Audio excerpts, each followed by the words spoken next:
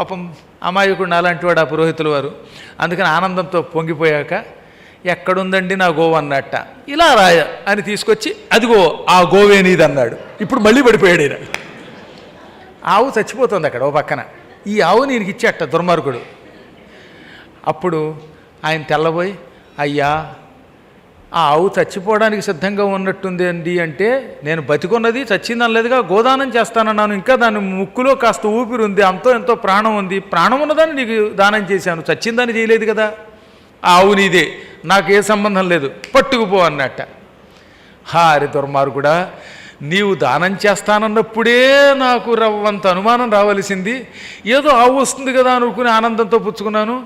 చివరికి గోదానం ఇస్తానని ఈ చచ్చిన ఆవుని బయటికి ఎడ్చడానికి 10 రూపాయలు నా చేత తగలబెట్టిస్తావా అని మనసులో బాధపడ్డాడు ఆయన.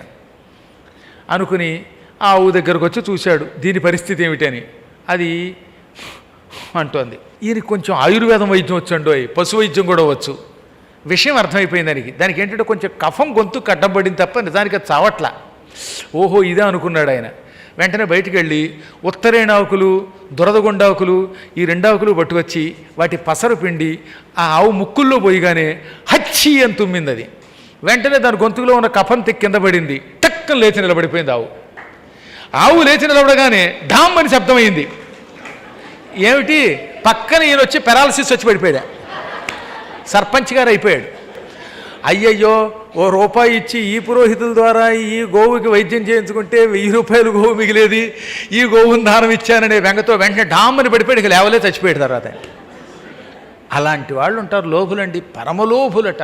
అందుకనే మరీగాయ్ బామన్కే హాత్, చచ్చిన ఆవుని దానం చేసేటటువంటి దుర్మార్గులు తయారవుతారట.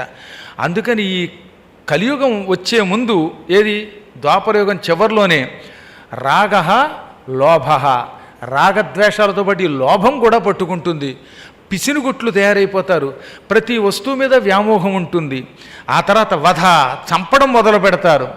ఇటువంటి ఈ దుర్మార్గుల్ని చూచి శ్రీ మహావిష్ణువు జాలిబడి సత్యవతికి పరాశరునికి వేదవ్యాసుడనే పేరుతో శుభముహూర్తంలో జన్మించాడు. అదే ఆషాఢ పూర్ణిమ, అదే గురు పూర్ణిమ అని పిలువబడుతోంది.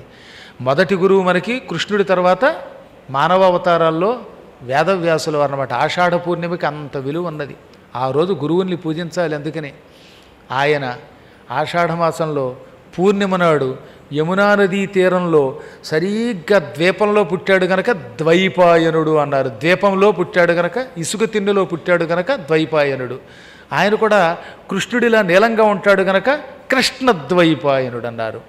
వేదములను విభజించటం వల్ల వేదవ్యాసుడు అన్నారు. విభజ్య వేదాన్ చతురః శిష్యానధ్యాపయత్పురా. ఆ మహాత్ముడు ఇక కలియుగం వస్తున్నది. ఈ యుగంలో మానవులకి ఆయువు తక్కువ, బుర్ర తక్కువ అని గ్రహించేట. కలియుగంలో మానవులకి చాలా కష్టాలు వస్తాయి. అందులో ఏమేమి లక్షణాలు ఉంటాయన్నమాట? అలసులు, మందబుద్ధి బలులు, అల్పతరాయువులు, ఉగ్రరోగ సంకలితులు, మందభాగ్యులు, సుకర్మములెవ్వియు చేయజాలరీ కలియుగమందు మానవులు.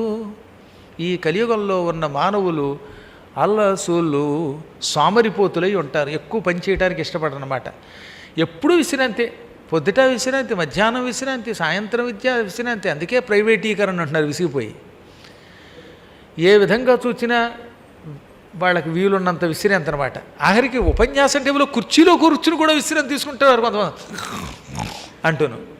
మా ఐదారిది ఇక్కడ నిద్రలో వస్తుందండి అప్పుడప్పుడు కొందరికి. నాకు ఆశ్చర్యం కలుగుతున్నమాట. ఇంత హాయిగా నేను పురాణం చెబుతూ ఉంటే వాడు నిద్రపోయాడంటే వాడి పూర్వజన్మ సుకృత పరిపాకం కాకేమిటి.